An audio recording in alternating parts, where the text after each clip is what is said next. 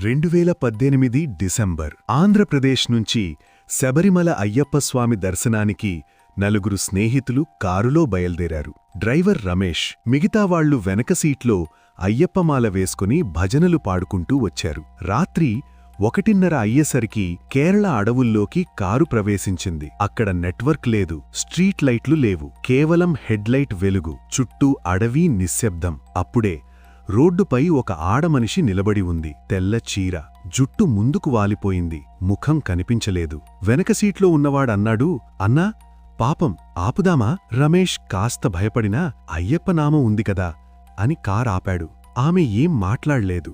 మెల్లగా వచ్చి వెనక సీట్లో కూర్చుంది. కారు మళ్లీ ముందుకు కదిలింది. అయితే అప్పటినుంచి కారులో చల్లని గాలి. అయ్యప్ప పాట ఆగిపోయింది. ఇంజిన్ సౌండ్ కూడా వింతగా మారింది. హఠాత్తుగా డ్రైవర్ రియర్ వ్యూ మిర్రర్లో చూశాడు. వెనక కూర్చున్న ఆడమనిషికి కాళ్లు లేవు. అతడి గుండె ఆగిపోయినంత పని. కారు వెంటనే బ్రేక్ వేశాడు.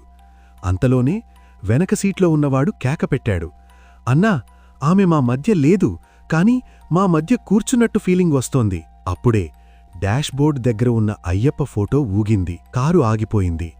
అందరూ ఒకేసారి స్వామీ శరణమ్మయ్యప్పా అని గట్టిగా అరవగానే ఒక్కసారిగా కారు స్టార్ట్ అయింది. వెనక సీటు ఖాళీ. ఆమె లేదు. కాని రోడ్డు పక్కన ఒక బోర్డు కనిపించింది. ఈ ప్రాంతంలో 10 సంవత్సరాల క్రితం ఒక మహిళ యాక్సిడెంట్లో మరణించింది. అందరి చేతులు కంపించాయి. ఎవరూ మాట్లాడ్లేదు. ఆ రోజునుంచి రమేష్ చెబుతున్న మాట ఒక్కటే, అయ్యప్పమాల లేకపోయుంటే ఈ కథ చెప్పడానికి నేను ఉండేవాణ్ణి కాదు.